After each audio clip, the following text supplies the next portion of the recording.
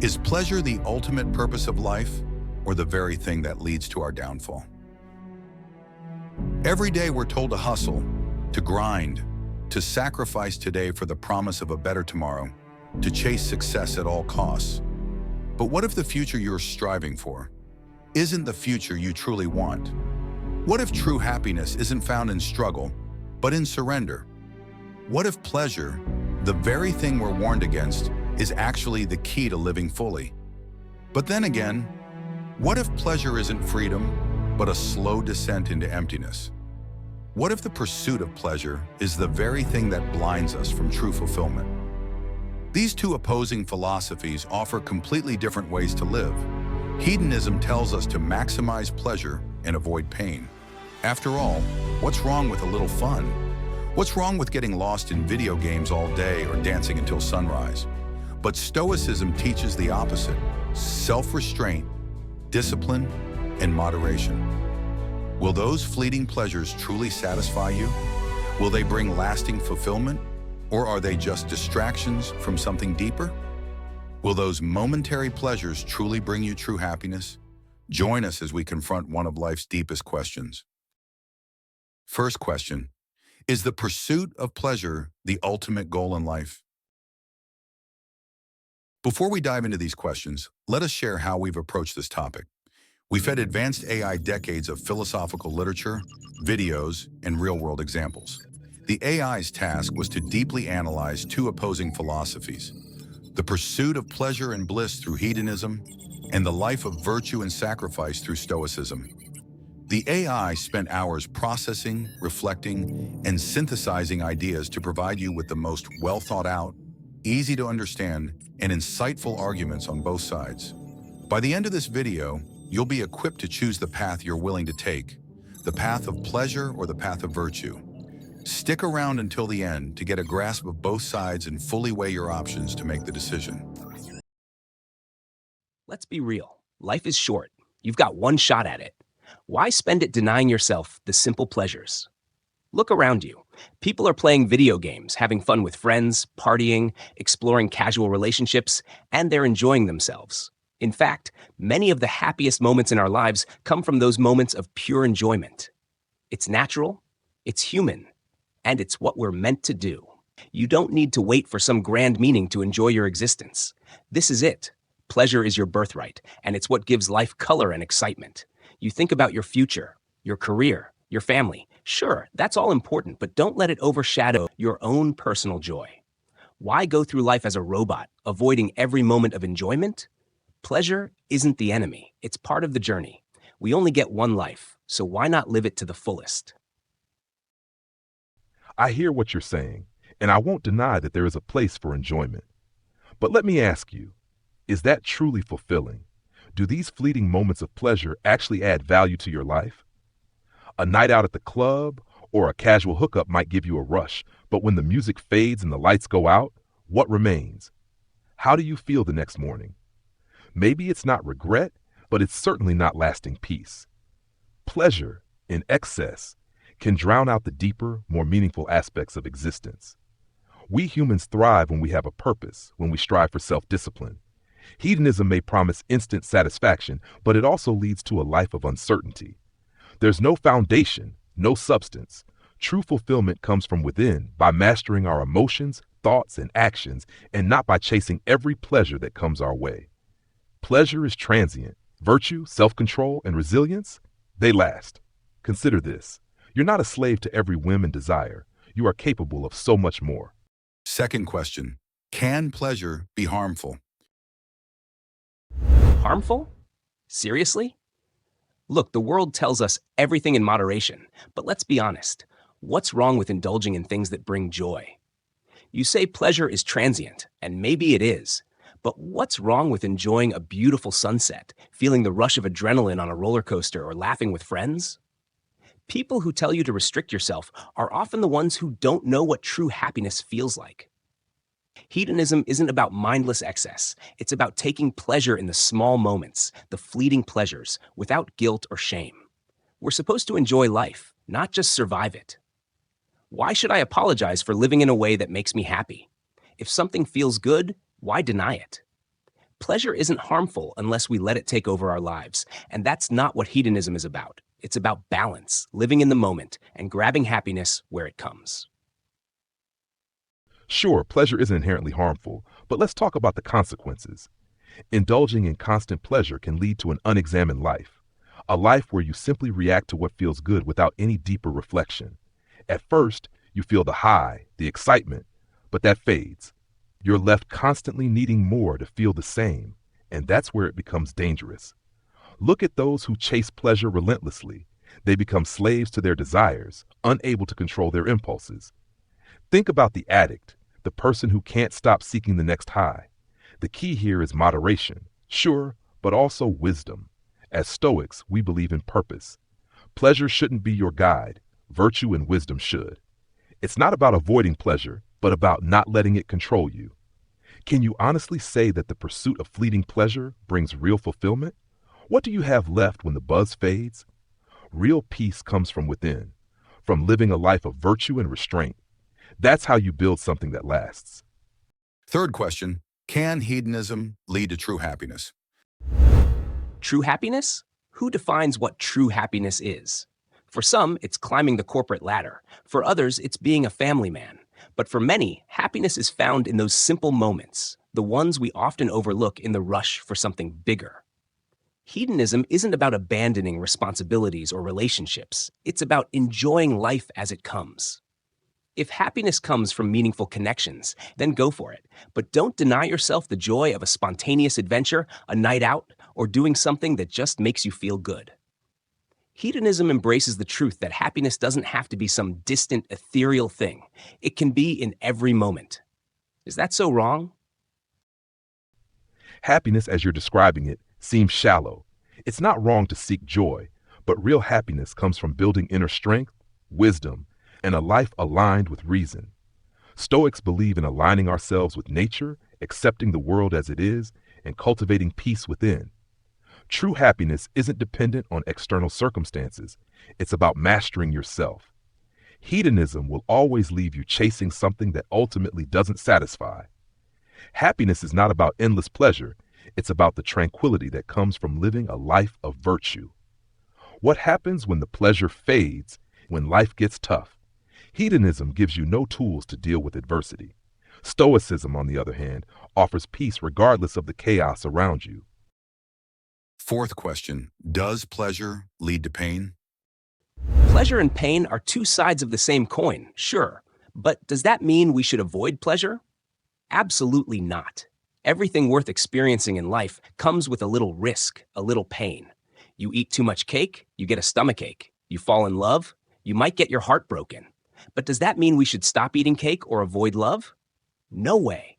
The pain is just part of the journey. It means you cared, it means you lived.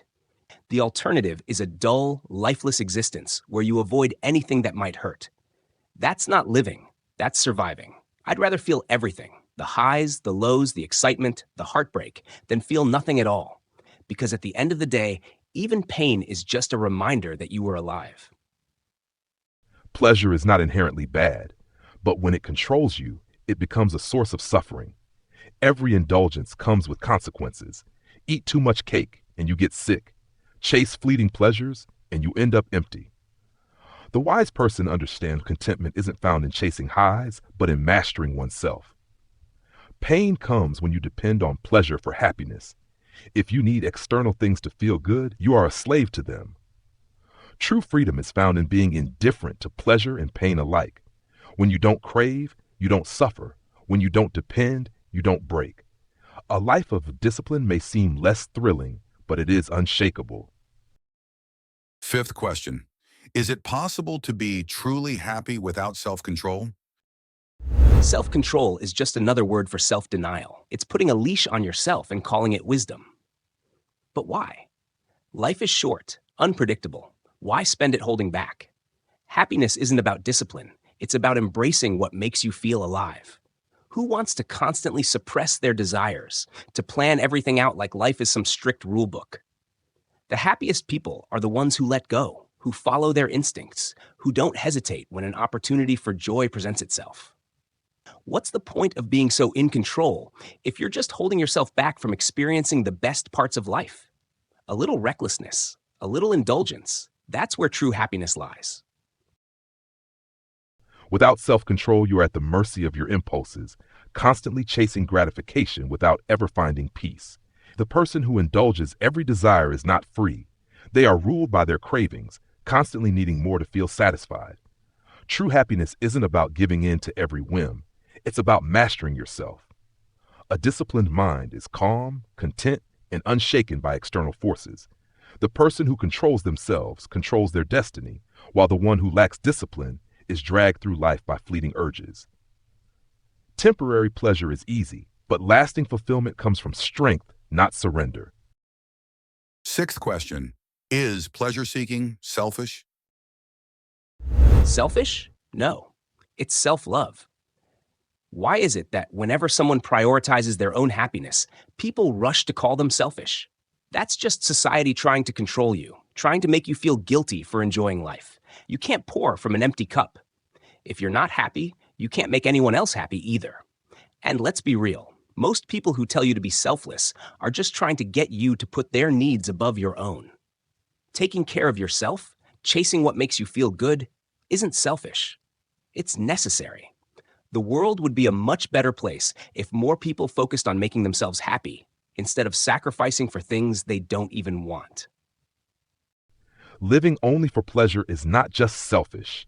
It's short-sighted. If you prioritize your own gratification above all else, you will inevitably harm yourself and others. A meaningful life is one of balance, where joy is found not in indulgence, but in purpose, virtue, and wisdom. True fulfillment comes from something deeper than momentary pleasure. It comes from self-respect, from contributing to the world, from being someone of integrity. Pleasure fades, but the impact you leave behind lasts. Those who live only for themselves may feel good for a while, but they will look back and realize they built nothing of real value. Seventh question, does indulging in fleeting pleasures prevent us from creating meaningful legacies? Legacies are overrated. Why waste your life worrying about what people will think of you after you're gone? You won't even be here to see it. What matters is the now, the moments you live, the people you love, the experiences you chase. If you spend your whole life trying to build some grand legacy, you miss out on actually living. People remember the ones who lived with passion, with joy, who made the most of their time. They don't remember the ones who spent their days restrained, worrying about some distant future. Your legacy isn't some statue or name in a history book. It's the laughter, the love, the thrill of a life well lived.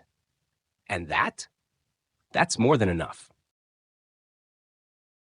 Absolutely. A legacy is built on discipline, purpose, and meaningful action. Those who chase only pleasure leave nothing behind but a trail of wasted time. The greatest figures in history, the ones we remember, were not pleasure seekers, but those who dedicated themselves to something greater. They endured hardship, sacrifice, and discipline to create something that outlived them. A life devoted to indulgence is a life easily forgotten, but a life of wisdom, purpose, and self-mastery echoes far beyond one's years. If you want to be remembered, don't chase pleasure, chase greatness. Eighth question, can a life focused on pleasure ever be truly satisfying? Pleasure is what makes life worth living. No one wants to look back and feel that their life was spent simply enduring or striving for something they never truly enjoyed. A life centered around pleasure isn't shallow. It's about embracing the beauty and joy in every moment.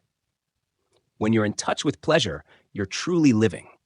Satisfaction doesn't need to be long-lasting to be meaningful. In fact, it's the fleeting nature of pleasure that gives it its value. If you don't take the time to indulge in life's pleasures now, you risk letting it pass you by in a haze of regret. True satisfaction comes from a deeper well than the temporary rush of pleasure. Pleasure is fleeting. It can never fulfill us long term. It's always there, always just out of reach as we continue to chase after it. And when it's gone, what are we left with? Nothing but emptiness. A life focused on pleasure leaves us unprepared for the inevitable hardships we face. It's in enduring, learning, and growing through those hardships that we find true fulfillment, not in the momentary highs. Real satisfaction comes from within, from mastering yourself, your thoughts, and your desires. Pleasure is not the source of lasting happiness. Discipline and purpose are. Ninth question. Can you find peace without giving up indulgence? Peace comes from freedom, from being able to embrace pleasure without guilt or restriction. A life without indulgence, without embracing the joy of the present, isn't a peaceful life. It's a life full of tension and denial. The mind is constantly craving, constantly yearning for what it's been taught it can't have. But when you embrace indulgence, when you take joy in the simple pleasures of life, you quiet those cravings. Peace is found in enjoying the present moment, not in withholding from it. There's no conflict in seeking pleasure. It's about balance, and you can live fully without sacrificing that balance. Peace is not about indulgence. It's about mastery over oneself. Indulgence may provide momentary relief, but true peace comes from within, from an understanding that you don't need external pleasures to feel content. It's about learning to be satisfied with what you have, not constantly seeking more. Pleasure is temporary, and the peace it brings is just as fleeting. Real peace comes from understanding your desires, controlling them, and not letting them control you. When you focus on cultivating inner harmony and wisdom, you achieve a peace that indulgence can never provide. 10th question. Does the pursuit of pleasure lead to a shallow life? Pleasure is not shallow. It's a fundamental part of the human experience. The argument that seeking pleasure leads to a shallow life is based on the idea that enjoyment is inherently unworthy.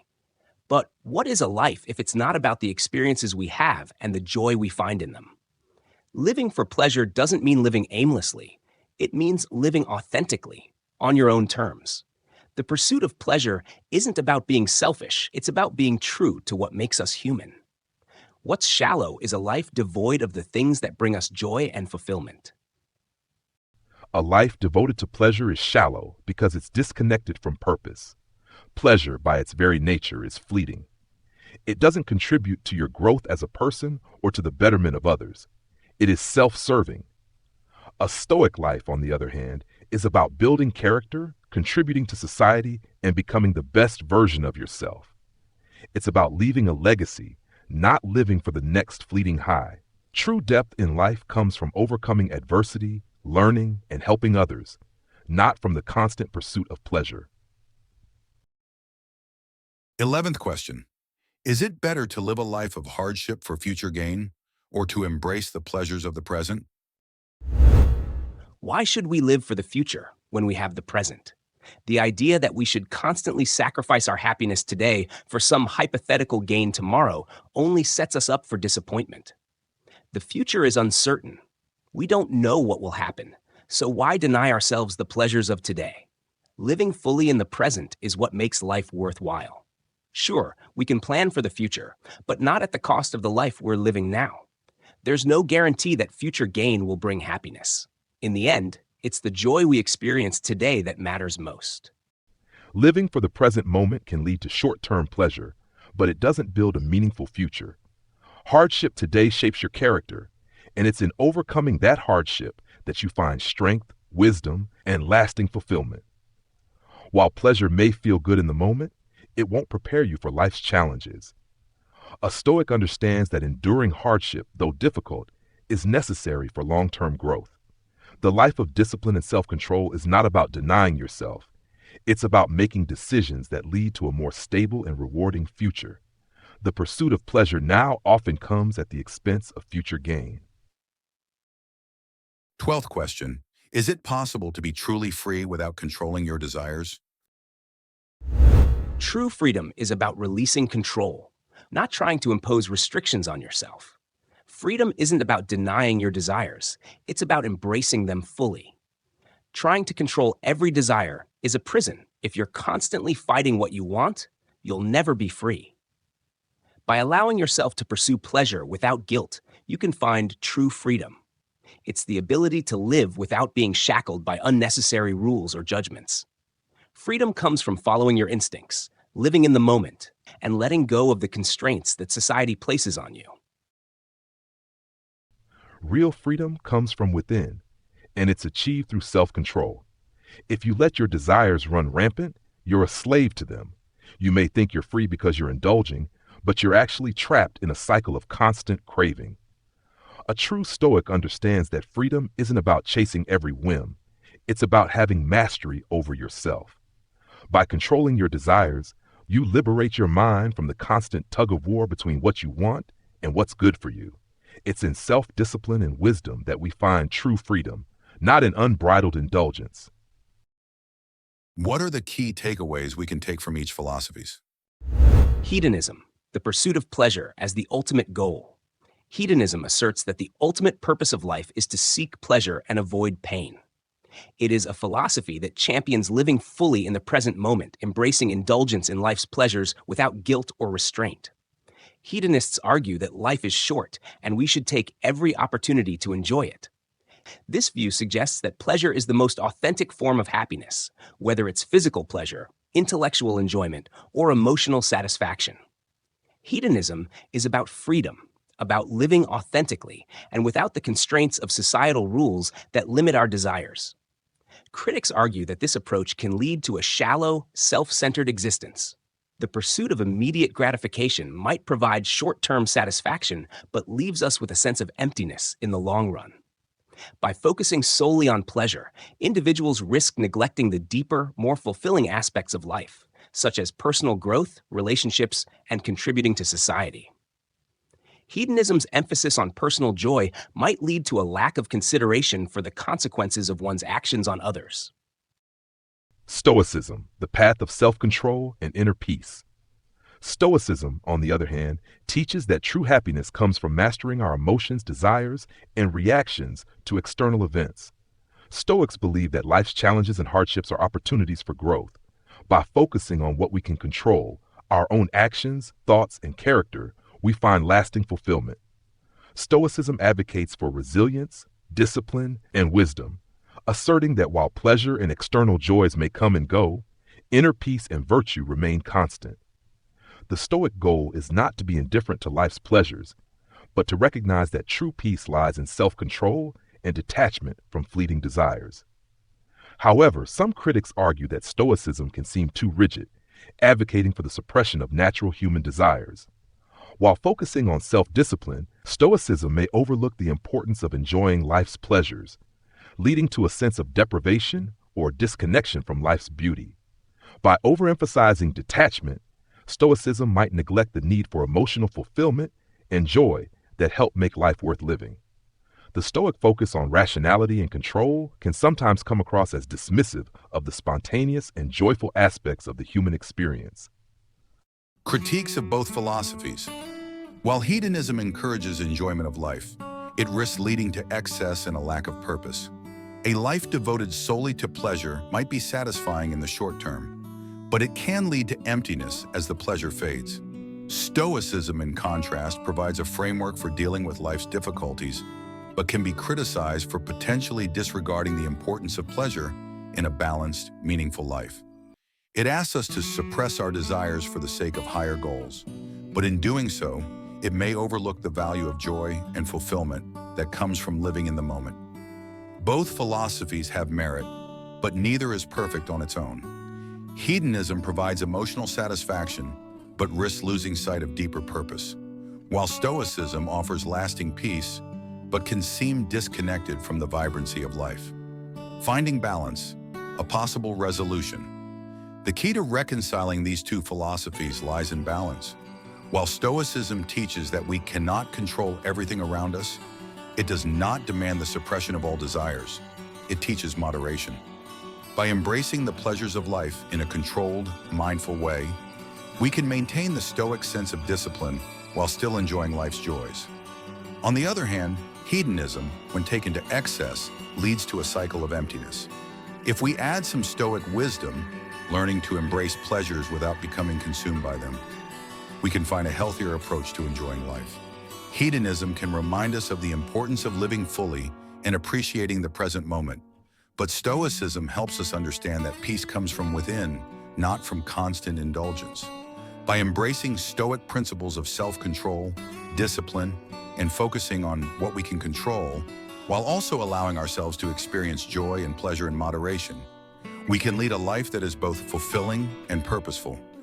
The balance of these two philosophies, pleasure with restraint, joy with wisdom, offers the possibility of a truly meaningful existence.